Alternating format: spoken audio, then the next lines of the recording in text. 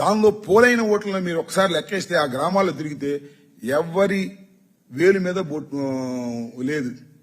కారణం ఏంటంటే శ్రీరామకి లేదు. కారణం ఏంటంటే వాళ్ళు కాదు వేసింది. జమ్మలమడుగు నుంచి వచ్చారు, పక్క గ్రామాల నుంచి వచ్చారు, పక్క నియోజకవర్గాల నుంచి వచ్చారు. ఇంత దారుణంగా చేశారు. మళ్ళీ చిత్రమైన విషయం ఏంటంటే ఎవరు స్లిప్ వేశారంట దానిలో. ఏమండి 30 సంవత్సరాల నుంచి మేము అసలు ఓటు హక్కు వినియోగించుకోలేదు, ఈసారి వినియోగించుకున్నాం దండం బాబు అని ఎవరేసారో నాకు అర్థం కాల. బహుశా జిల్లా కలెక్టర్ వెళ్ళాడు, ఆయన వేసాడేమో, లేకపోతే ప్రవీణ్ వెళ్ళాడు, ఆయన వేసాడేమో.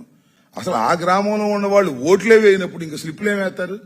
ఈ రకమైనటువంటి ఒక దౌర్భాగ్యమైనటువంటి పద్ధతుల్లో ఇవాళ రాష్ట్రాన్ని పరిపాలన చేస్తూ ఇక మా మీద పడి మమ్మల్ని విమర్శించేటటువంటి కార్యక్రమం చేస్తూ టోటల్ గా ఫెయిల్ అయిపోయినటువంటి ఈ ప్రభుత్వం ఇవాళ ఏదో పెద్ద పెద్ద ప్రకటనలు ఇచ్చుకొని ఆగస్టు 15 రోజున సుదీర్ఘమైన ఉపన్యాసాలు చెప్పుకునేటువంటి కార్యక్రమంలో ఉన్నారు. ఇది చాలా దుర్మార్గమైనటువంటి విషయమని ఈ సందర్భంగా చెప్పదలుచుకున్నాను.